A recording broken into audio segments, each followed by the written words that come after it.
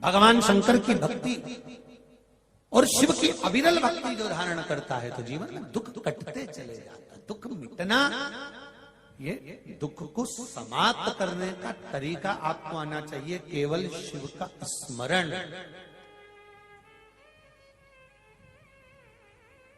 जन्म लिया तब माता के गर्भ में केवल एक पिंड के रूप में थे, और मरने के बाद पर सर्विस पर, नौकरी पर झूठ तुम बोले हो, कपट तुमने करा है, बेईमानी तुमने करी है, प्रपंच तुमने करा है, इसलिए ना पत्नी भोगेगी ना पुत्र भोगेगा। भोगना तो तुझे अकेले पड़ेगा, इसलिए याद रखना तेरा क्या होगा रे कालिया। स्मरण रहे आप, ऊपर जाएगा बंदी बनाकर, रोका जाएगा, रोएगा। मैंने तो अपने बच्चों को पढ़ाने के लिए झूठ बोला था, मैंने उसका अच्छा कॉलेज मिल जाए इसलिए झूठ बोला था, मैंने बेईमानी करी तो अपनी पत्नी और बच्चों के लिए करे, घर बनाने के लिए, मकान बनाने के लिए, दुकान के लिए, जमीन के लिए, जायदाद के लिए, मैंने इनके लिए करा, मैंने पत्नी और बच्चों के लिए करा, मैंने परिवार के लिए करा। अगर नरक मुझे दे रहे हो तो मेरे पत्नी और बच्चों को भी दो, मेरे परिवार को भी नरक भेजो। तो परमात्मा कहेगा, यम के दूत कहेंगे, झूठ तूने बोला, बेईमानी तूने करी, छल तूने करा, कपट तूने करा, जो खाएगा पेट उसी का भराएगा, इसलिए जो बोलेगा नरक। तो जीजियों तुम चिंता मत करना, तुम तो चिक जूड़ा मूड़ा बांध कर डेंटिंग पेंटिंग कर अपने कहीं करना कि पूरा जमाना तुम्हारी सुनता हो, पूरे गांव के लोग तुम्हारी सुनते हो, पूरे सोसाइटी के लोग तुम्हारी सुनते हो, और तुम्हारी पत्नी और तुम्हारा पुत्र यदि तुम्हारी नहीं सुनता तो पहली फुर्सत में शिव महापुराण में जाना चालू कर दो, क्योंकि सब सुने और पत्नी और पुत्र ही तुम्हारे कहने पर नहीं चले तो वो मनुष्य का जीवन बेकार है। फिर राम नाम गाओ, शिव नाम गाओ, भगवान का भजन करो और उसका गुणगान करो।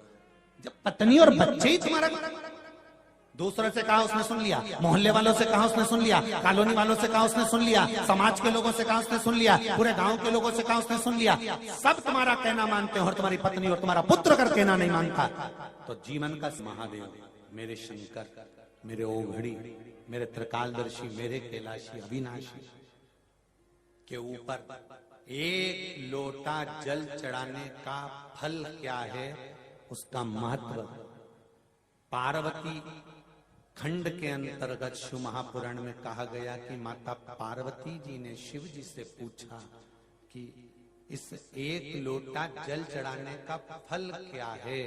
पार्वती जी ने जब पूछा तो शिव जी ने कहा, देवराज ब्राह्मण की कथा लोटा जल चढ़ाने का फल बताती है कि देवराज ब्राह्मण चोर था, चोरी करता था, धन चुरा कर लाता था, गलत कर्म में लगा रहता था, कभी उसने जीवन में अच्छा काम नहीं करा। पर शंकर जी के मंदिर में मरते समय, मरने से पहले शिव जी के मंदिर में पहुंचा, शंकर जी के मंदिर में जाने के बाद शिव जी के मंदिर से बाहर निकला, एक बेलपत्री के वृक्ष के नीचे उसके प्राण छूट गए। शिव महापुराण की कथा कहती है तो पार्वती जी ने शंकर जी से पूछा, जब देवराज चोर था, गलत काम करता था, बेईमानी करता था, प्रपंच करता था, छल करता था, बेकार काम करता था, तो देवराज शिव मंदिर कैसे पहुंच गया? व्यक्ति अच्छा काम करता है तभी तो शिव महापुराण में पहुंचता है, जो बेकार काम करेगा तो शिव पुराण तक कैसे जाएगा, शिव मंदिर तक कैसे जाएगा? बेकार काम करने वाले को तो भगवान वैसे ही रोक देता है कि तो अच्छी जगह जाए मत। फिर वो अच्छी जगह कैसे पहुंच गया? शंकर भगवान ने कहा, पार्वती, देवराज ब्राह्मण की जो मां थी उसका नियम था एक लोटा जल प्रतिदिन जो भी शंकर का मंदिर घर के पास था वहां जाकर चढ़ाती थी। उस जल का प्रताप ये रहा कि मरने से पहले चोर बेटा भी शंकर के मंदिर पहुंच गया और प्राण छूटने के बाद शिव के धाम चला गया। ये लोटा भर जल का सारी समस्या का हल जरा जम के बोलो, एक लोटा जल। ऑफिस जाओ तो चढ़ा कर जाओ, दुकान जाओ तो चढ़ा कर जाओ, घर से जाओ तो एक लोटा जल चढ़ा कर जाओ। घर का एक एक बच्चा अगर एक लोटा जल चढ़ाता है तो उसके ऊपर शिव। एक बहुत सरल भाषा में इस कथा को और अच्छे से ले लो। किसी की शादी में तुम जाओ और तुम जाओ, रोटी खाओ चाहे मत खाओ, पानी पियो चाहे मत पियो, पर जिसने बुलाया है तुम उससे मिलकर आओगे कि नहीं आओगे? अरे बोलो जम के, मिलोगे ना कि भाई हम भले खाना नहीं खाए, टाइम नहीं, हमारे पास समय नहीं है, अब शादी में आए तो हो, पर एक काम तो करोगे ना। क्या? जिसने बुलाया है, जिसके घर शादी है, उससे आमना सामना तो करके आओगे, मिलके तो आओगे, उसको मुंडा दिखा के तो आओगे। क्यों मुंह दिखा कर आओगे? कि उसको लग जाए हम आए थे। उसी तरह तुम पंचाक्षर मंत्र बोलो मत बोलो, तुम षडाक्षर मंत्र बोलो मत बोलो, तुम नमः शिवाय बोलो मत बोलो, तुम श्री शिवाय नमस्तुभ्यं बोलो मत बोलो, तुम कथा सुनो मत सुनो, पर एक काम करना, जैसे शादी में तुम खाना खाओ चाहे मत खाओ, पानी पियो चाहे मत पियो, पर जिसको पहचान बन जाए उसकी पहचान करना। एक चाय देने वाला भी रोज ऑफिस में आता है ना, तो ऑफिस के लोग चाय वाले को पहचान जाते हैं। क्यों रे कालू आ गया? हाँ सर, 2 चाय 2 कट ले। फिर अगर 4-6 दिन तक कालू आया और एक दिन नहीं आए तो लोग, दूसरा व्यक्ति आ गया, चाय का ऑर्डर दिया और वो दूसरा आया, क्यों रे चाय तूने दूसरे से मंगवा लिया? नहीं वहीं से मंगवाई। तो कालू क्यों नहीं आया रे? कालू क्यों नहीं आया? क्या पता, उससे पूछा क्यों रे आज चाय लेके कालू क्यों नहीं आया? सर उसकी तबीयत खराब है। अच्छा इसलिए नहीं आया। फिर सर को चिंता लगी, देखना उसको अगर कोई दिक्कत परेशानी हो तो मुझे बता देना, हो दवाई मवाई चाहिए हो तो मैं दूं, एक में से निकाल के ऑफिस में ही रखी हुई है, बोले तो दे दूं, तबीयत खराब हो तो। क्यों आया नहीं? तो चिंता उस व्यक्ति को ऑफिस में लग गई कि वो चाय देने क्यों नहीं आया। जब एक व्यक्ति रोज आता है, चाय देने के लिए नहीं आया, तो ऑफिस वालों को चिंता लग गई, बेचारा कितना अच्छा था, क्या हो गया उसको। उसी तरह तुम रोज रोज मंदिर जाते रहोगे, शिव के द्वार जाते रहोगे, शंकर की चौखट पर जाते रहोगे, और अगर एक दिन तुम्हारा दिल दुख गया, हृदय दुख गया, तुम शिव के द्वार नहीं गए, तो उसको चिंता हो जाएगी, आज कमला भाई आई क्यों नहीं? कारण क्या है? क्या हुआ जो वो पहुंची नहीं? क्या कारण हुआ जो वो पहुंचा नहीं है? कारण क्या है? आप आए नहीं और सुबह हो गई मेरी पूजा की थाली धरी की धरी। क्या कारण हो सकता है? क्या हुआ?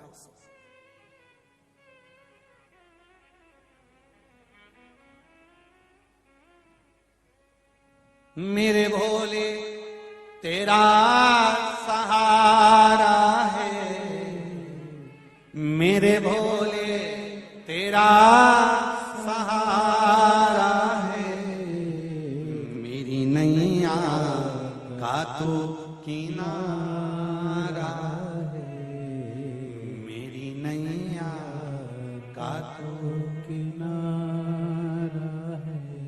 क्यों?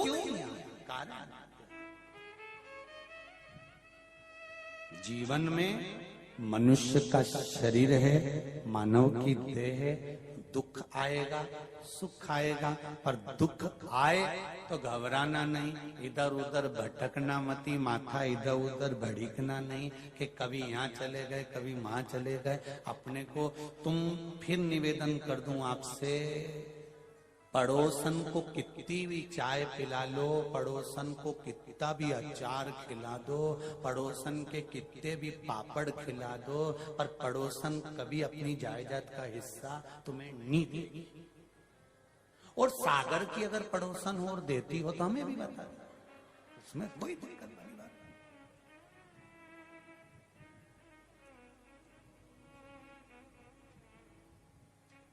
है।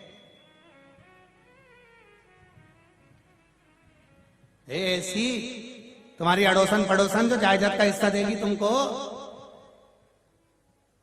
तुम कितना भी अच्छे से चाय पिला लो, चाय सिर पे पल्लू लगे, धोख लगाई ना, कितनी भी पड़ोसन की धोख लगा लो, तो जायदाद का हिस्सा नहीं देगा। और सास भले तुम चाय पिलाओ, मत पिलाओ, धोख लगाओ मत लगाओ। पूछो कि जितनी रकम है ना, जितनी बहू है ना, 4 5 6 2 3 सब उन्हीं को मिलना, कोई दूसरे को नहीं मिलेगी कि सास दूसरे को दे देगी। नहीं, सास मरेगी तो उसका हिस्सा बहुओं को ही प्राप्त होगा। तुमने चाय पिलाई कि ना पिलाई, अच्छे से बोले कि ना बोले, प्रणाम करा कि ना करा, नमन करा कि नहीं करा, पर जायदाद का हिस्सा सास किसी को नहीं देगी, अपनी बहू को देगी। कई कई सास ऐसी मिलती भी है जो हमेशा कहती है कि गुरुजी मेरी बहू बड़ी बेकार है, बहुत अपशब्द बोलती, गुरुजी बहुत टेंशन देती है। तो हमने भी कह दिया एक काम कर, जितना भी तेरे पास है नहीं हरिद्वार में दिया जा, इतने में तो तुरंत। तो मैंने कहा फिर किसको देगी? बहू का छोरा बेचारा इतना मेरी सेवा करे, बहू के छोरे को दूंगी। तो मिला तो उसको कि दूसरे को मिल गया। पड़ोसन को कितनी भी चाय पिला लो, प्रणाम कर लो, नमन कर लो, वो जायदाद का हिस्सा नहीं देती। पर सास को पूछो ना पूछो पर हिस्सा सास ही देती है। उसी तरह ब्रह्मा ब्रह्म लोक में रहते हैं, भगवान विष्णु वैकुंठ लोक में रहते हैं, इंद्र इंद्र लोक में रहते हैं, सारे 33 कोटि देवता अपने अपने लोक में रहते हैं। पर मृत्यु लोक में रहता है तो मेरा देवाधिदेव महादेव रहता है। आप पूछो मत पूछो, जल चढ़ाओ चाहे मत चढ़ाओ, शंकर की कथा में जाओ चाहे मत जाओ, अंत समय में तो भी मेरा महादेव अपने गले तो तुमको लगा ही लेता है। आओ मेरे पास। इसलिए मरने के बाद व्यक्ति जब मरता है तो उसको कहीं वीआईपी होटल में ले जाकर अंतिम संस्कार नहीं करा जाता। कहां ले जाता है? अच्छे तो बोलो, शमशान।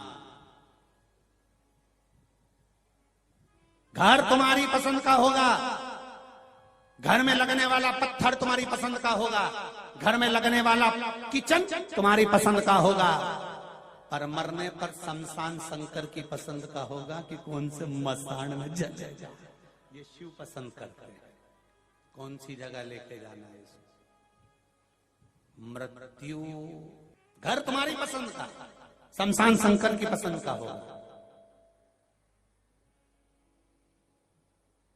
और कितना ही प्रयास कर लो, ले जाने वाले तो तुमको तोप के, चाहे कितना ही रो फिर भी कौन रखे। शेर मरे तो उसकी तो खाल भी काम आ जाए, पर यह पापीड़ा मनुष्य इतना झूठ प्रपंच करे कि तो खाल भी काम नहीं आए। तुरंत कहने घर के लोग ले जाओ बांध।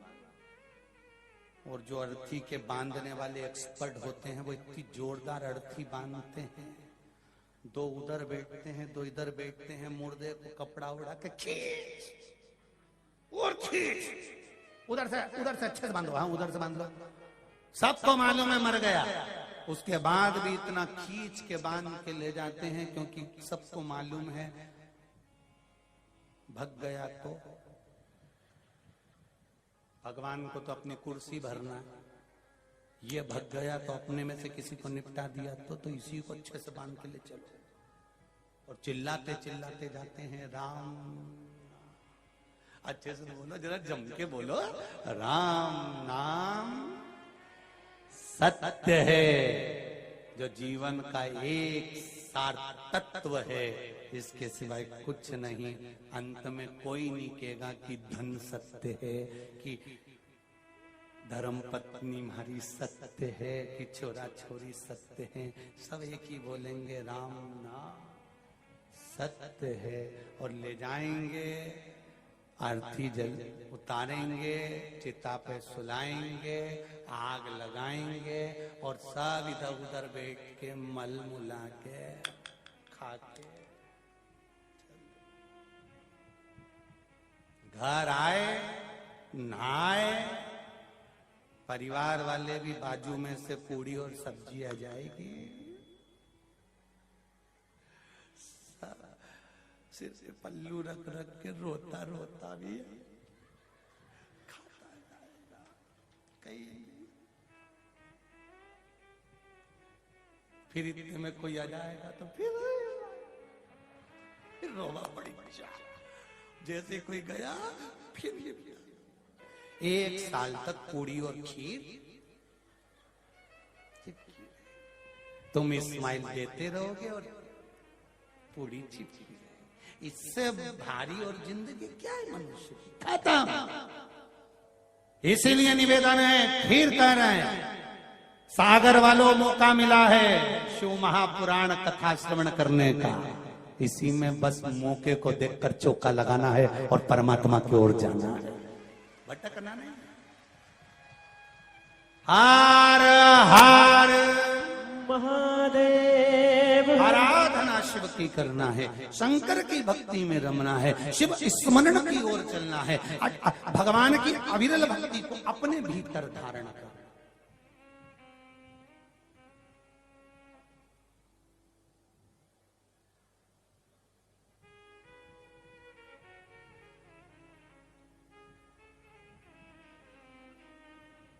तो भी पहले कथा में कहा, फिर कह रहा है, जीवन में अगर कष्ट हो, दुख हो, तकलीफ हो, शरीर में, परिवार में अगर कुछ भी समस्या है तो सारी समस्या का हल एक लोटा जल, बस सारी समस्या का हल हो जाएगा। ना कोई बाबा जोगी के चक्कर में पड़ना है, ना कहीं झाड़ फूक के चक्कर में पड़ना है, ना कहीं बभोता भभूति के चक्कर में पड़ना है। अपने को तो एक के चक्कर में पड़ना है जो संसार में अखंड ध्वनि रमा कर बैठा हुआ है। कौन है वो? देव अधिदेव महादेव। परिवार वाले भी आग लगाकर चले जाएंगे, जब मरोगे संसान में अकेला छोड़ के आग लगा के चले जाएंगे। कौन आएगा रात को तुमसे बात करने के लिए? परिवार वालों से कह देना जब मैं मरूं तो मेरा हैंड सेट चिता पे धर देना। होगा रखेगा कोई? कोई रखेगा? कितना सुंदर प्रसंग है महाराज जी। एक बच्चा अपनी दादी से पूछा, दादी ओ दादी। दादी बोली हाँ, और दादी रोती जाए रोती जाए रोती जाए रोती जाए, और तो उसके ऊपर कफन नहीं डाला जाता, कपड़ा नहीं डाला जाता। पशु मरता है तो उसके ऊपर कपड़ा नहीं डाला जाता, उसके ऊपर वस्त्र नहीं डाला जाता मरने के बाद। हाथी मरा, शेर मरा, पक्षी मरा, पशु मरा, जानवर मरा, चींटी मरी, चींटा मरा, झिंगूर मरा, जलचर, थलचर, वायुचर, मछली आदि कादिक, मगर आदि जो भी मरते हैं, पशु पक्षी मरते हैं, तो उनके ऊपर कोई कपड़ा नहीं ढका जाता, उनके ऊपर उनको ढाकते नहीं हैं, वस्त्र नहीं डालते हैं। पर मनुष्य मरता है, मानव जब मरता है तो उसके तन को क्यों ढाका जाता है? उसके शरीर को क्यों ढाका?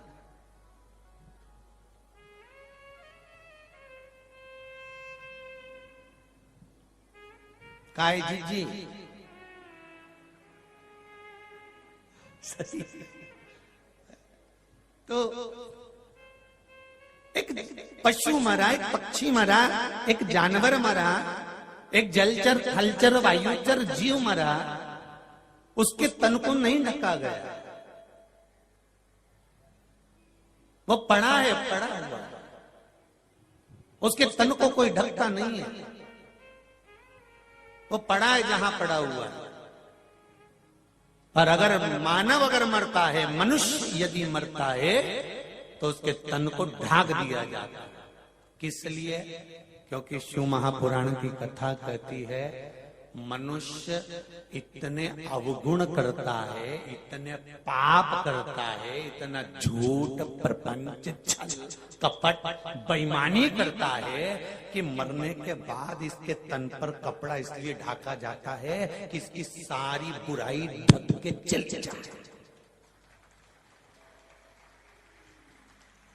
पशु, पक्षी, जानवर, जलचर, थलचर, ये झूठ नहीं बोलते।